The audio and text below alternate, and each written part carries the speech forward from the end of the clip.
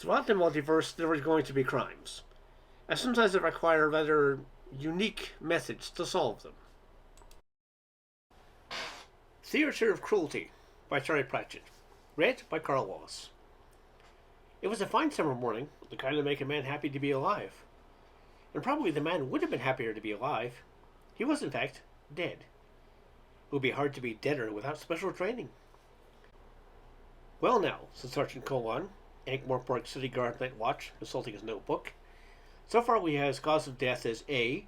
Being beaten with at least one blunt instrument, B. Being strangled with a string of sausages, and C. Being savaged by at least two animals with big sharp teeth. What do we do now, Nobby?" "Arrest the subject, Sarge," said Corporal Nob, saluting smartly. "What suspect, Nobby?" "Him," said Nobby, prodding the corpse with his boot. "I call it highly suspicious being dead like that." "But he's the victim, Nobby. He was the one what was killed." "All right, so we can get him as an accessory too, Nobby. He's been drinking too. We could do him for being dead and disorderly." Holmes scratched his head. Arresting the corpse offered, of course, certain advantages, but "I reckon," he said slowly, "that Captain Vimes will be wanting this one sorted out. You better bring it back to the watch house, Nobby.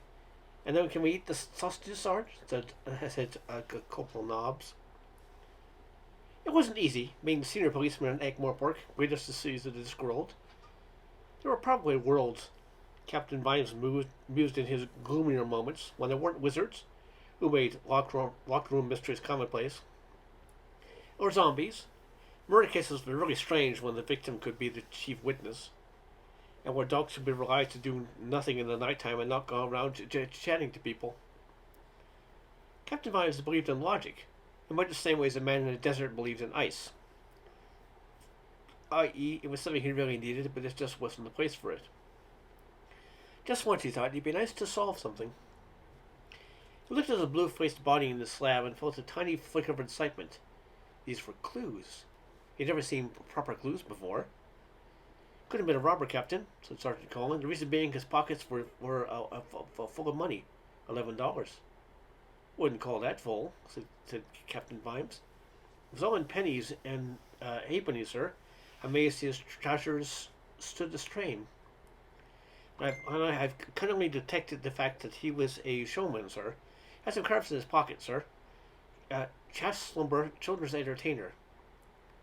"I suppose no one saw anything?" said Vimes. "Well, sir," said Sergeant Cohen helpfully, "I told young Corporal Carrot to find some witnesses." "You asked Corporal Carrot to investigate a murder? All by himself?" said Vimes. The sergeant scratched his head. "Yes, sir. I said he ought to try to find a witness, sir. And he said to me, 'Do I know anyone very old and seriously ill?'" And on the magical Discworld, there was always one guaranteed witness to any homicide. It's his job. Corporal Carrot, the Watch's youngest member, often struck people as simple. And he was. He was incredibly simple, the same way that a sword is simple, or an ambush is simple. He is also possibly the most linear thinker in the history of the universe. He'd been waiting by the bedside of an old man who'd quite enjoyed the company right up to just a few seconds ago, whereupon he passed on to whatever reward was due him. Now it was time for Carrot to take out his notebook. "Now I know you saw something, sir," he said. "You were there." "Well, yes," said Death. "I have to be, you know. But this is very irregular." "You see, sir," said Corporal Carrot, "as I understand the law, you are accessory after the fact, or possibly before the fact." "Young man, I am the fact." "And I am the officer of the law," said Corporal Carrot. "There's got to be a law, you know.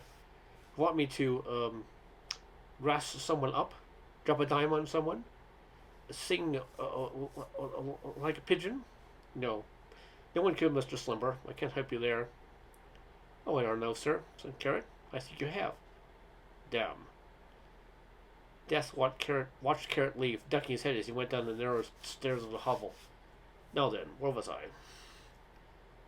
"Excuse me," said the wizened old man on the bed. "I happen to be 107, you know. I haven't got all day."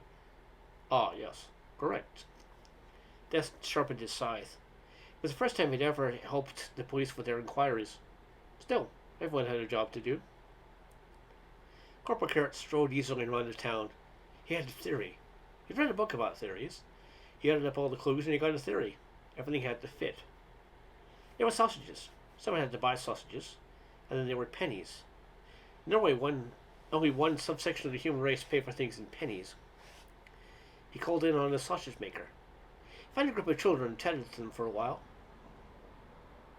Then he'd ambled back to the scene of the crime in the alley, where Corporal Knobs had chalked the outline of the corpse on the ground. But coloring it in and adding a pipe and a walking stick and trees and bushes in the background. People had already dropped the 7 pence in his helmet. Paid some attention to the heap of rubbish at the far end and then sat down on a busted stool. "All right, you can come out now," he said to the world at large. I didn't know there were any gnomes left in the city. The rubbish rustled. It trooped out. The good man with the red hat, the hunched back and the hooked nose. The little woman in the mop cap carrying the even smaller baby. The little policeman, the dog with the ruff around his neck. And the very small alligator. Corporal Carrot sat and listened. "He made us do it," said the little man. He was surprisingly deep voiced. "He used to beat us, even the alligator. That was how he understood, hitting things with sticks. He used to take all the money the dog Toby collected and get drunk. Then we ran away and he caught us in the alley and he started Judy and the baby and it fell over and..." "Who hit him first?" said Carrot. "All of us." "Well, not very hard," said Carrot. "You're too small." You didn't kill him." A very convincing statement about that. So I went and had to have another look at him. He'd choked to death on something. "What's this?" He held up a little leather disc. "It's a swazzle," said the little policeman. "He used it for the voices. He said ours weren't funny enough." "That's the way to do it," said the one called Judy and spat. "It was stuck in his throat," said Carrot. "I suggest you run away, just as far as you can." "We thought we could start a people cooperative," said the leading gnome. "You know, experimental drama, street theater, that sort of thing." "Technically it was assault," said Carrot, "but frankly I can't see any point in taking you in. We thought we'd try to bring theater to the people, properly. Not hitting each other with sticks and throwing babies to crocodiles." "You did that for children?" said Carrot. "He said it was a new sort of entertainment. He said it'd catch on." Carrot stood up and flicked the swazzle into the rubbish. "People wouldn't understand for it," he said. "That's not the way to do it." The end.